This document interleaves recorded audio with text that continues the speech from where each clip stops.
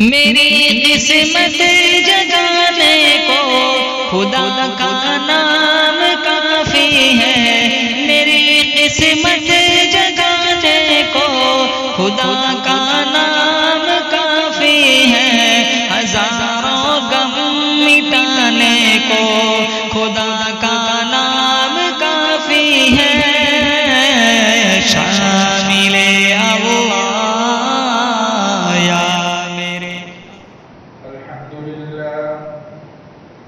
الحمد لله نحمده ونستعينه ونستغفره ونتوب إليه ونعوذ بالله من شرور أنفسنا ومن سيئات أعمالنا ونعوذ بالله من شرور أنفسنا ومن سيئات أعمالنا من يهده الله فلا مضل له ومن يضلل فلا هادي له ونشهد أن لا إله إلا الله وحده لا شريك له ونشهد أن سيدنا ومولانا محمدا عبده ورسوله صلى الله تعالى عليه وعلى آله وأصحابه وبارك وسلم تسليما كثيرا كثيرا أما بعد فأعوذ بالله من الشيطان الرجيم بسم الله الرحمن الرحيم إن الذين يحبون أن تشيع الفاحشة في الذين آمنوا لهم عذاب أليم في الدنيا والآخرة والله يعلم وأنتم لا تعلمون وقال النبي صلى الله تعالى عليه وسلم من ستر مسلما ستره الله يوم القيامة وفي رواية ستره الله في الدنيا والآخرة أو كما قال رسول الله صلى الله تعالى عليه وسلم. میرے محترم بھائیوں، بزرگوں، عزیز نوجوانوں اور دوستوں، پچھلے دنوں میں ہم نے دیکھا کہ نہ جانے کتنے لوگ ہمارے درمیان سے اللہ کے یہاں پہنچ گئے، مرد بھی، عورتیں بھی، نوجوان لڑکے اور لڑکیاں بھی۔ ایک دن ہم سب کو بھی اللہ کے یہاں جانا ہے۔ جو پاک زندگی گزار کے جائے گا وہ آخرت کی ہمیشہ ہمیش کی کامیابی حاصل کرے گا، اور جو داغدار گناہوں کے دھبوں والی زندگی لے کر جائے گا وہ وہاں اللہ کے یہاں سزا بھگتے گا۔ پاک زندگی گزارنے والوں کو دنیا والے بھی اچھے ناموں سے یاد کرتے ہیں، اور داغدار زندگی گزار کر جانے والوں کو دنیا بھی دوسری طرح یاد کرتی ہے۔ مجھے آپ کو اپنی زندگی کا جائزہ لینا ہے کہ میں اپنی زندگی پاکیزہ گزارتا ہوں یا پھر دوسری والی زندگی میری ہے۔ جائزہ لے کر اپنی زندگی کی گاڑی کو صحیح پٹری پر لانے کی اگر ہم فکر کرتے رہیں گے، اپنی زندگی کے پچھلے حساب کو ٹھیک ٹھاک کرتے رہیں گے تو ہم دنیا میں بھی عزت والی پاکیزہ زندگی گزار پائیں گے اور اس کی وجہ سے دل کا سکون و اطمینان حاصل کر پائیں گے۔ اور اگر ہم پاکیزہ زندگی نہیں گزارتے تو دنیا میں بھی چین و سکون نہیں حاصل کر پائیں گے اور آخرت میں بھی چین و سکون حاصل نہیں کر پائیں گے۔ جن کی زندگی پاکیزہ گزرتی ہے اللہ تعالیٰ ان کو بھی موت بڑی اچھی دیتے ہیں۔ ہم کتنے لوگوں کو جانتے ہیں کہ پاک زندگی گزاری، کلبے کے ساتھ رخصت ہوئے، پاک زندگی گزاری، اچھا دن جمعہ کا نصیب ہوا، جس جمعہ کے دن کی وفات پر صحیح حدیثوں میں اللہ کے یہاں بغیر حساب کتاب کے قبر کی مرحلہ وار زندگی گزارنے کا موقع ملتا ہے، اللہ تعالیٰ جنت کا فیصلہ فرماتے ہیں۔ یہ ہم سنتے رہتے ہیں، اس کی فضیلت ہے۔ آدمی زندگی جیسی گزارتا ہے اس کی موت ویسی آتی ہے، اور موت جیسی آئے گی اللہ تعالیٰ کے یہاں آخرت میں فیصلہ ویسا ہوتا ہے۔ ہم اپنے معاشرے میں دیکھتے ہیں کہ ہم میں سے بہت سارے نماز روزے کے مسئلے میں بڑے ٹھیک ٹھاک ہیں، ہم اسے اچھی طریقے سے ہینڈل کرتے ہیں، اپنی زندگی کو عبادت کا پہلو ہمارا بڑا اچھا ہوتا ہے، لیکن معاملات گڑبڑ ہوتے ہیں، معاملات ٹھیک ٹھاک ہوتے ہیں، ہماری معاشرت آپس کی رہن سہن، یہ رہن سہن کبھی ہماری گڑبڑ ہو جاتی ہے جس کی وجہ سے ہم خود بھی پریشان ہو جاتے ہیں، معاشرے میں ہمارے ساتھ رہنے والے بسنے والے لوگوں کو بھی پریشان کر دیتے ہیں۔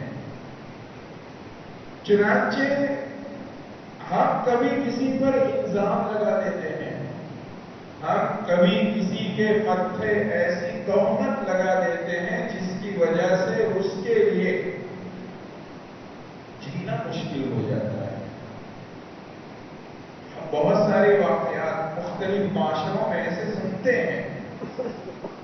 کبھی ایسا ہوتا ہے کہ ہمیں کسی کا کوئی عیب پتہ چل گیا ہے، اس عیب کو اللہ تعالیٰ نے رسول اللہ میں چھپانے کا مجھے آپ کو حکم دیا ہے، لیکن ہم اس عیب کی وجہ سے اس کو زندگی بھر دباتے ہیں۔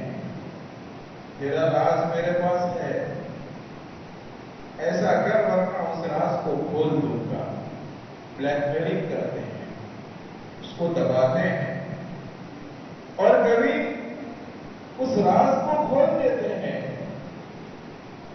اس آدمی سے کوئی گناہ ہو گیا ہے،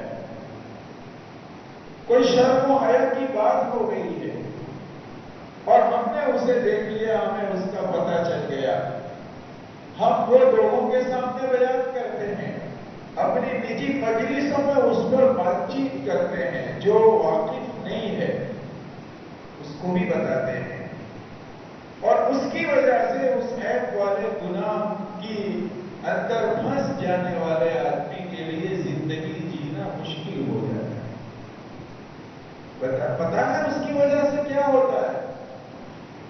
اس عیب کے بار بار ذکر کرنے کی وجہ سے، اپنی نجی تنہائی کی مجلسوں میں اس کو دوسروں کے سامنے بتانے سے، اچھالنے سے،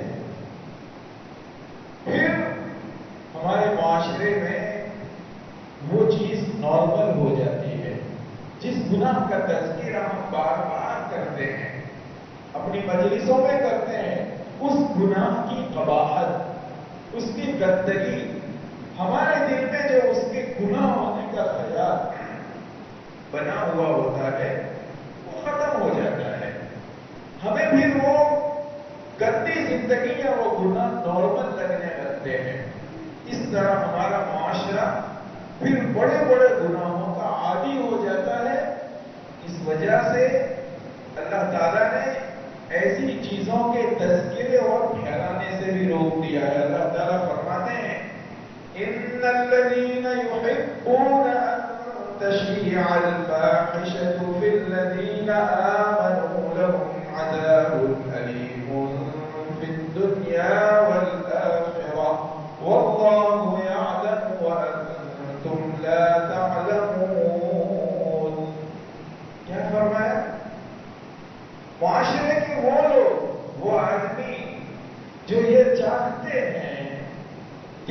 ایمان والوں میں، ایمان والوں کی بستی میں، ایمان والوں کے معاشرے میں فاحشہ، گناہ کے کام، زناکاری اور اس طرح کے گندے کام خوب پھیلے، ان کے لیے دنیا اور آخرت میں دردناک عذاب ہے، دردناک عذاب ہے۔ ہم یہ سنتے ہیں تو ہمارے کان پر جو بھی نہیں رہتی، دردناک عذاب ہوگا۔ اللہ تعالیٰ جب اس کو لپیٹ میں لیتے ہیں تو پھر اس کے لیے بھی زندگی گزارنا دشوار ہو جاتا ہے۔ یہ کیسے ہوتا ہے؟ ایک چیز ہوتی ہے دل میں یہ چاہت ہونا کہ گناہ ہمارے معاشرے میں پھیلے، دوسرے ہوتا ہے اس کو اپنی زبان سے بولنا، اور تیسرا ہوتا ہے کوئی بولتا ہے تو ہمارے کانوں سے ہم اس کو خوشی کے ساتھ سنیں کہ اچھا ہے، ایسی باتوں کو سن کر مزہ آنا۔ یہ 3 اسٹیپ ہے۔ پہلا اسٹیپ دل میں ایسی چیزوں کی چاہت، دوسرا اس کو زبان سے بولنا، اور تیسرا اس کو خوشی کے ساتھ سننا۔ اللہ تبارک و تعالیٰ نے اس آیت کریمہ میں پہلے اسٹیپ پر روک لگائی ہے کہ اگر تم ایمان والے ہو تو تمہارے دل میں یہ چاہت ہی نہیں ہونی چاہیے کہ اس گناہ کا، فلانے کے اس عیب کا چرچا ہو، یہ چاہت ہی نہیں ہونی چاہیے۔ چاہت ہی تمہارے دلوں میں نہیں ہوگی تو تم زبان سے بولو گے بھی نہیں، اور دوسرا اپنے کانوں سے سنے گا بھی نہیں۔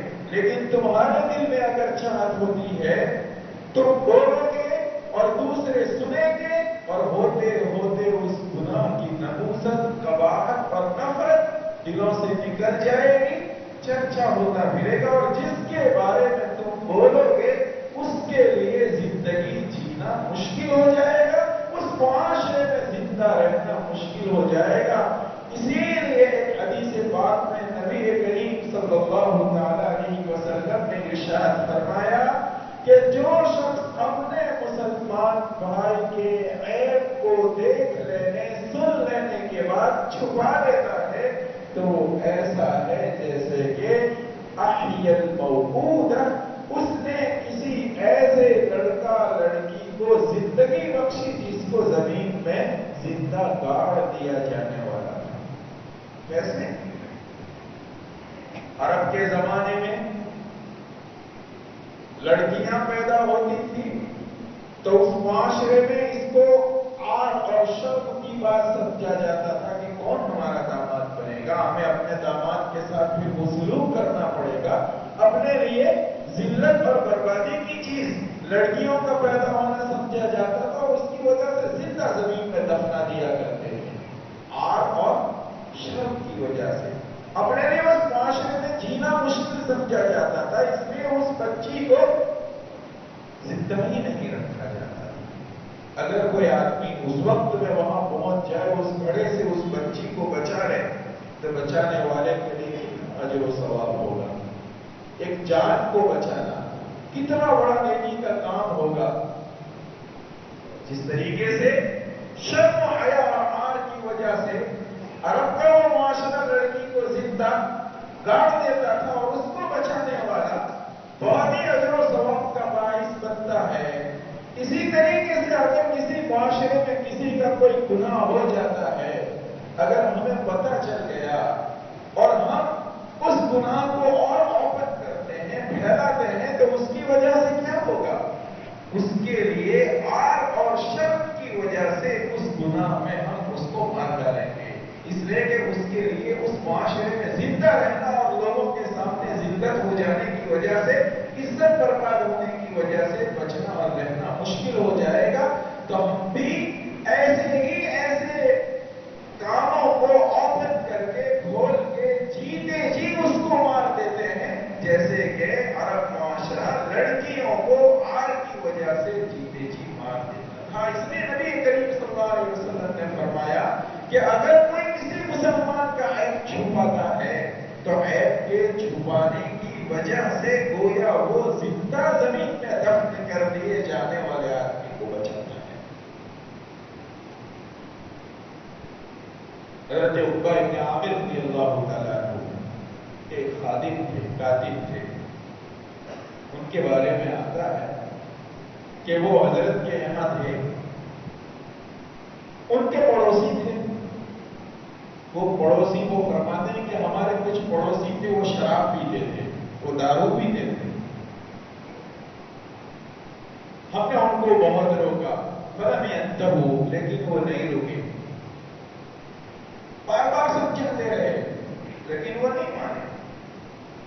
تو کہا ایک مرتبہ میں نے اپنے آقا صحابی حضرت عقبہ سے کہا کہ یہ مانتے ہی نہیں دیتے ہمارے پڑوسی، بس دارو پینا ہے، شراب پینا ہے، شراب پینا ہے، کتنی مرتبہ روکا مگر رکتے نہیں ہیں، آج تو ہم شرطے کو بتا دیتے ہیں۔ یعنی سرکاری وہ کاری تھے جن کو ایسے جرم کی ذمہ داری پکڑنے کی سپرد کر رکھی ہے جیسے ہمارے یہاں پولیس والے ہوتے ہیں، کہاں ہم ان کو بتا دیں گے۔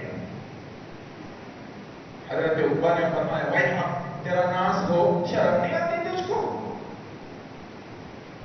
کیا ضرورت ہے ایسے بتا دینے کی؟ اس ہو وہ تحدد ہو، ارے انہیں نصیحت کرتا ہے پھر نہیں مانتے، ان کو وعید سنا، اللہ اس کے رسول کی بات سنا، ان کو دھمکی دے، ان کو متوجہ کرنے کی طرف گناہوں کی آگ دلا، شرط دلا، گناہوں سے رکنے کے لیے بار بار ان کے جا کر ان کو سمجھا۔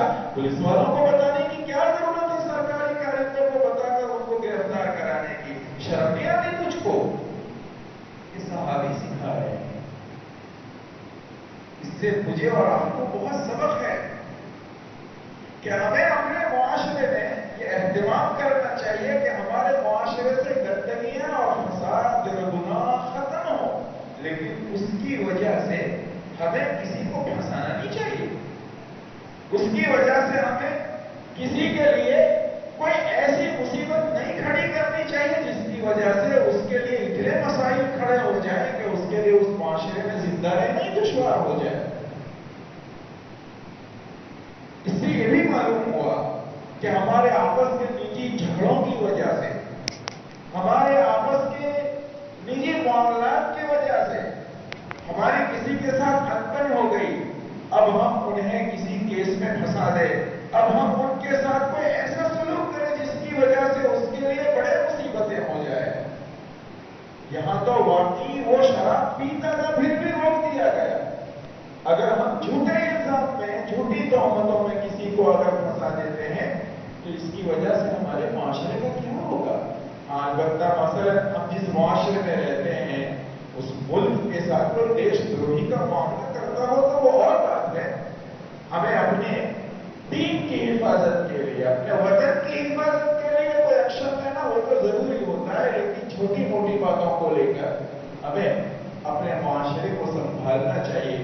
اور نبی کریم صلی اللہ علیہ وسلم نے اپنی تعلیمات میں اس بات کی طرف توجہ دلائی ہے کہ جو شخص کسی مسلمان کے عیب کو چھپاتا ہے اللہ تبارک و تعالیٰ دنیا اور آخرت میں اس کے عیب کو چھپاتا ہے۔ نبی کریم صلی اللہ علیہ وسلم کے ارشاد میں یہ بات بھی بیان کی گئی ہے کہ اگر تم تنہائی میں ہو، کسی کے ساتھ بات چیت کر رہے ہو، کوئی تمہارے ساتھ کسی تیسرے آدمی کے بارے میں بات چیت کر رہا ہے اور تیسرے آدمی کا عیب تم پر کھول رہا ہے، تیسرے آدمی کے بارے میں تمہیں ایسی بات پہنچا رہا ہے جس کے بارے میں تمہیں معلوم ہے کہ یہ جو پہنچا رہا ہے وہ جھوٹ ہے، یہ غلط ہے، وہ آدمی جس کے بارے میں یہ مجھے ابھی بیٹھ کر کہہ رہا ہے ایسا نہیں ہے، یا کسی مجمع میں 5-6 دوستوں کے درمیان، اپنے خاندان کے 5-10 آدمیوں کے درمیان کسی ایسے آدمی کے بارے میں بات چیت ہو رہی ہے جو وہاں نہیں ہے، اس پر کوئی الزام لگایا جا رہا ہے اور اس کے بارے میں جو الزام لگایا جا رہا ہے، جو تہمت لگائی جا رہی ہے، جو بات کہی جا رہی ہے وہ ایسا نہیں ہے اور آپ وہاں موجود ہیں، آپ کو معلوم ہے کہ وہ ایسا نہیں ہے، پھر بھی یہ ہمارے ساتھی، دوست، احباب، رشتے دار، بھائی، بندو سب اس کے بارے میں ایسی بات کر رہے ہیں۔ آپ علیہ السلام فرماتے ہیں تمہاری ذمہ داری ہے کہ تم اس تمہارے غائب مسلمان بھائی کی طرف سے وہاں ڈیفینس کرو اور بولنے والوں کو روکو، اس وجہ سے کہ اگر تم اس کو نہیں روکتے ہو ان لوگوں کو تو تم اپنے بھائی کو بے یارو مددگار چھوڑ رہے ہو، کل ضرورت ہوگی اللہ تبارک و تعالیٰ تمہارا کوئی ساتھ نہیں دے گا. اور اگر ایسے موقع پر اس بھائی کی طرف سے ڈیفینس کرو گے, اس کی طرف سے دو باتیں کہو گے کہ نہیں بھائی, نہیں میرے فرینڈ, نہیں میرے دوست, تم جو اس کے بارے میں کہہ رہے ہو وہ ایسا نہیں ہے, اگر تم یہ لفظ بولو گے تو اللہ کے یہاں تمہاری اتنی قدر ہوگی کہ کل قیامت کے دن جب تم پر کوئی تہمت لگے گی, تم پر کوئی بات ہوگی, اللہ تعالیٰ کے یہاں تم پر کوئی اس سے زیادہ بڑی ضرورت ہوگی, اللہ تعالیٰ تمہاری نصرت اور مدد فرمائے. اور دنیا میں بھی اگر خدا نہ خواستہ تم پر کبھی ایسے حالات آئے اور تمہیں کبھی ایسے موقع پر ضرورت پڑی تو اللہ تمہارے لیے ایسا آدمی فراہم فرمائیں گے جو تمہاری طرف سے ڈیفینس کرے گا. واللہ فی عون العبد ما کان العبد فی عون اخیہ. جب تک بندہ اپنے مسلمان بھائی کی مدد کرتا رہتا ہے اللہ تبارک و تعالیٰ اس کی مدد میں رہتے ہیں. اور جس نوعیت کے اپنے مسلمان بھائی کو مدد پہنچاؤ گے, روپے پیسے کی مدد یا اس کی طرف سے ڈیفینس اور دفاع کی مدد, جس نوعیت کی بھی مدد پہنچاؤ گے اس نوعیت کی مدد کی تمہیں دنیا آخرت میں ضرورت پڑے گی تو اللہ تبارک و تعالیٰ تمہیں اس قسم کی مدد پہنچائیں گے. تمہارے ارد گرد یا تمہارے لیے ایسے آدمیوں کو کھڑا کر دیں گے کہ تمہیں وہ مدد مل جائے گی جب کہ تمہیں مدد کی ضرورت ہوگی.